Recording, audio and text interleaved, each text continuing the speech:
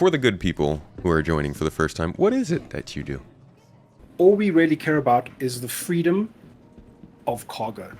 We care very deeply about The proliferation cargo, of goods. the logistics, proliferation of goods, procuring goods, making sure that they get to the right hands. The essentially. right You know, place. we take cargo mismanagement and the mistreatment of cargo very seriously. I understand. And we strive to make sure that it falls in the right hands, essentially. Sometimes people get hurt along the way, but, you know, I mean, it's can't be avoided sometimes. What can you do when you shoot a bullet and they walk in front of it? Exactly. Yeah. It's, you know, mistakes happen, Yeah, lives are lost. I get it, man. But, you know. I'm excited to see how that goes with a tomato on board, because things usually go wrong when I'm around. Yeah, man, this is like some kind of like piracy exchange like universal, intra-universal exchange program or something. Yeah, I'm the intern. OM4 coming. I've got him locked. I'm doing scans now. Perfect. Coming on OM4. Okay. Loki, for the good of you and your cargo, come to a stop. Yeah. Trying to help you, man. 9 times out of 10. He is heading directly to Astro Hills, we aware? I wish hailing worked, man. That'd be so cool. I mean, it does, but people don't ignore it and connect to global shafts. Yeah, that's probably the problem. Et cetera.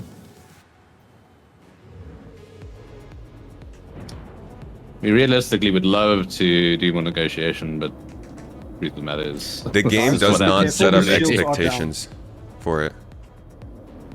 You guys so going to slash and go. Yeah, Yeah. hold.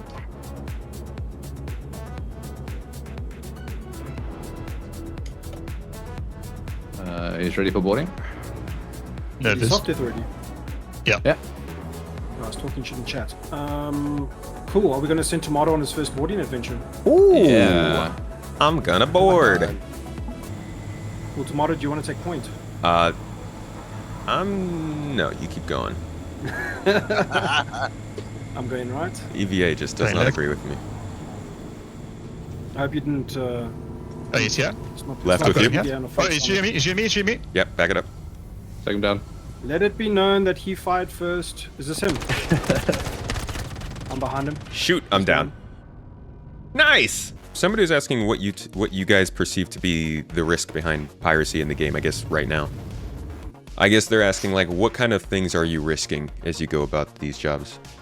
So I mean, for a lot of people, the high risk, high reward gameplay that Star Citizen seems to promise and pulls off incredibly well, especially places like Jumptown or used to.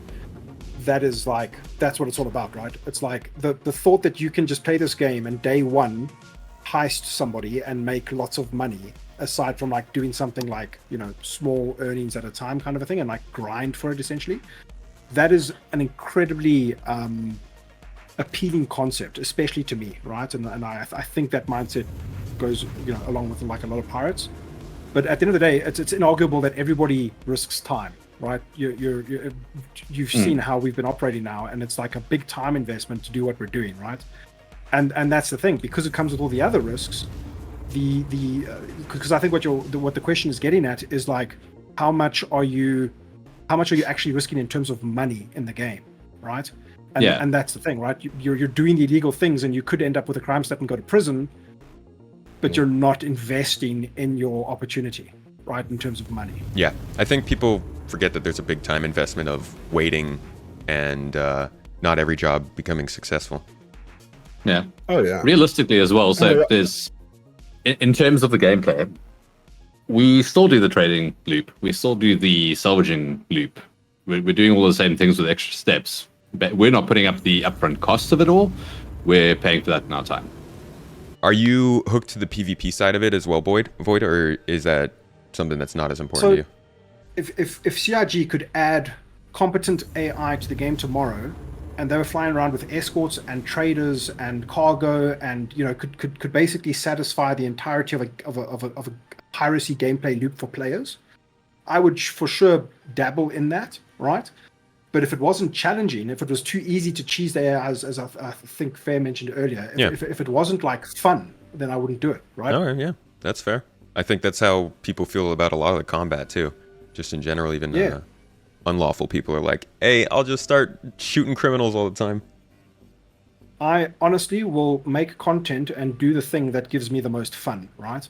And that's where the conversation for me gets a little bit sticky and harder to, and I think it's very much worth a discussion. As soon as, because like, would Mongrel Squadron stop pirating players if there was an NPC population to pirate instead? How much of it is the thrill, or of, and I use this like in quotation marks, ruining someone's day, right? Is that the point? No, for us the point is that's a side effect, right? That's not the point. The point is to play the objective. And I hope that in the future the objective takes many shapes and sizes, from monetary in-game gain to reputation to, you know, whatever it is, right? I live to see the day where pirates have access to certain reputation systems that normal law-abiding citizens won't have access to, and you get access to cooler armor, or not cooler, but like different armor, you know what I'm saying, or different this, or different skins, or whatever it is, you know. Yeah, I'm thinking that it seems like they're really hinting heavily at that, starting with Pyro, the different space stations being reputation gated. I long to see the day. I just want to clarify that point earlier. I don't think Mongrel Squad do it to ruin people's day. They're just, you know, it's perceived that way by a lot of people. Mm-hmm. Some people do. Like there are groups that don't, and then there are groups that do. Yeah. Like specifically, and I think it's the same for guys like Mongrel. I don't want to speak for them, but I get into a space game, I want to be a pirate.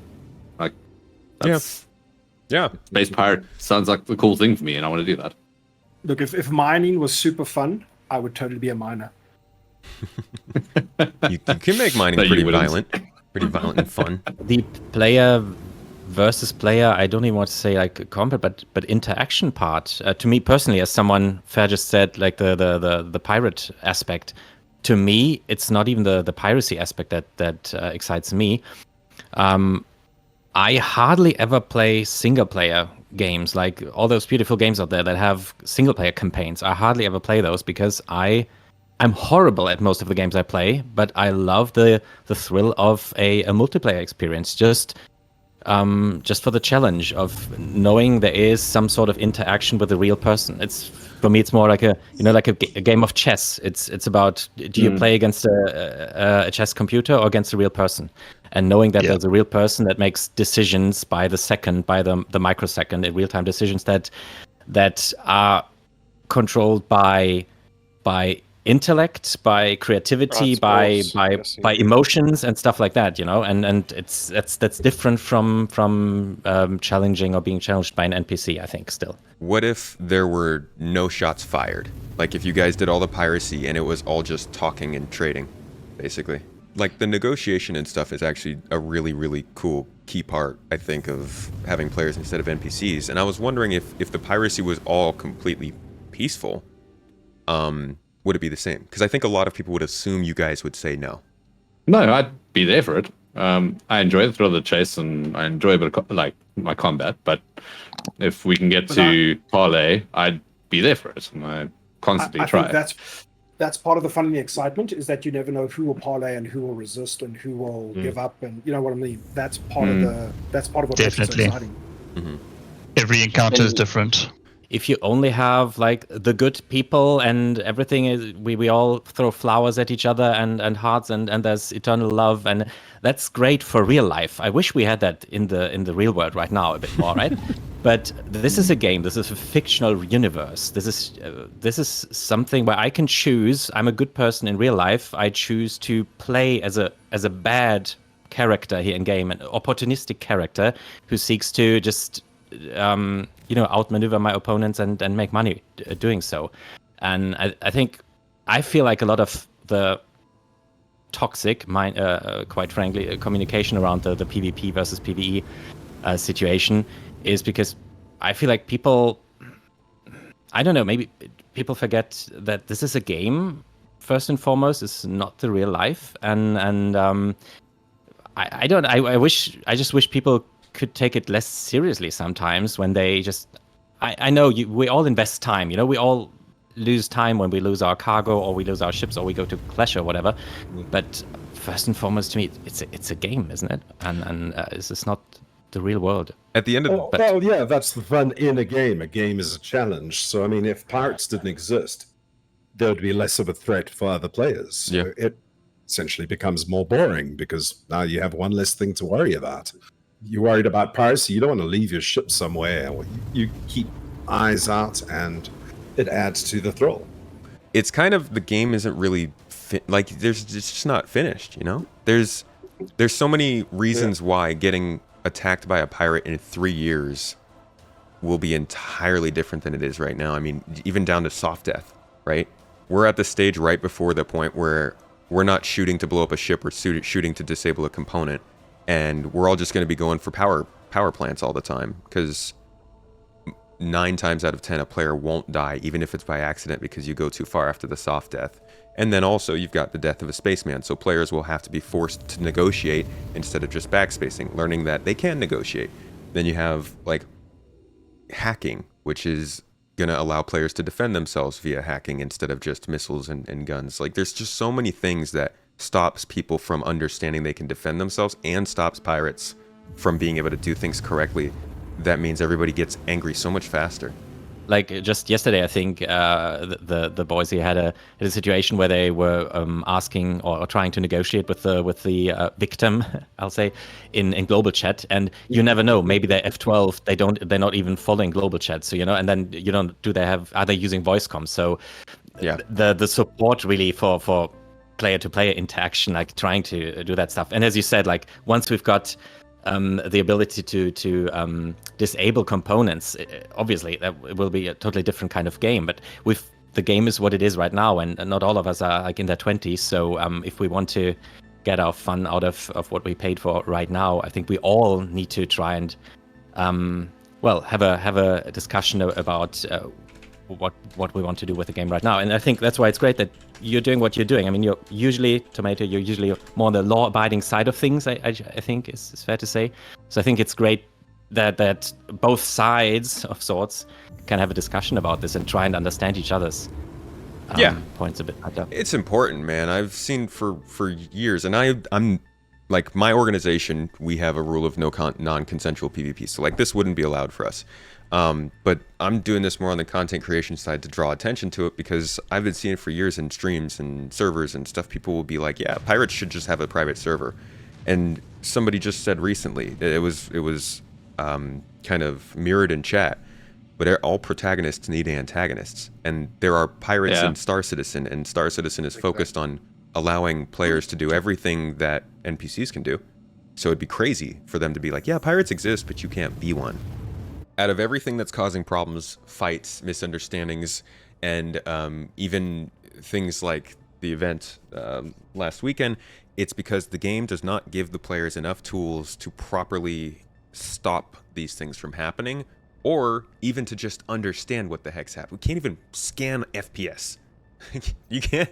If somebody is on the other side of a wall, you will never know, because you don't even have a radar. So there's a lot of stuff that needs to change still in this game before it's truly ready. And that's why, like, I try to tell people, don't play this game if you don't want to play an unfinished game, because this game's broken in a lot of ways that will leave you with the short end of the stick.